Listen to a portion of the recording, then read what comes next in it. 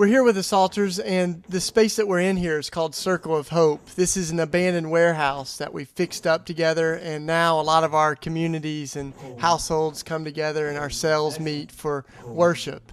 One of the things about the Simple Way and the Psalters that's really exciting is we have this history together, and we're really good friends, and we're continuing to learn how to weave our lives and our communities together. So I want you to hear a little from them of what their vision is for a world without poverty and without greed, and how they cry out to try to imagine that world coming now. We've been real inspired, and our specific community needing to try to emphasize that theme by living nomadically. We travel around and live on our bus, and by connecting with other communities and creating a new nomadic culture, because the nomadic cultures have been such an inspiration to us. They've always not recognized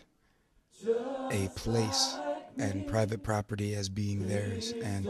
forced to understand the relationships between the land and what it gives, and the surrounding people groups and what it gives, and being on the move, and how that created a sense of exiles and creating a sustainable way of life that didn't oppress others because they had the mindset that this wasn't theirs. Our biblical heritage even speaks of that. Our desert fathers and people that wrote those old books were nomads and tribal guys, and so trying to relive that out and see what it has to teach us. And you look at original sin, and talks about the knowledge of good and evil, and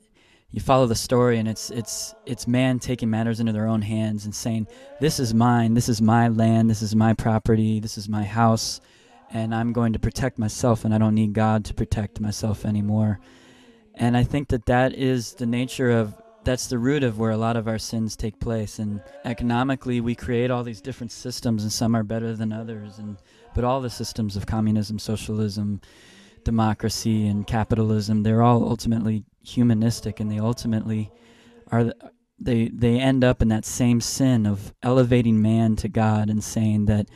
we can take care of ourselves, and that we don't need each other, and that we don't need God, but that this is ours. And I think we need to figure out, especially as a church, how to escape those systems that we create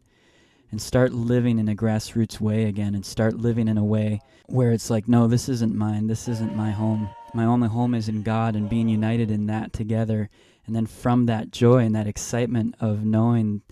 that we're all walking together to that promised land, that transformative outlook will help us to learn how to start sharing, holding things in common, and going to our next door neighbor for things, instead of like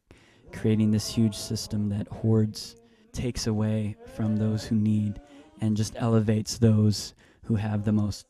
Somebody once said that when we've discovered how to love, capitalism won't be possible and Marxism won't be necessary. I hope that together we are dreaming of what a world would look like if we really loved our neighbor as ourselves. And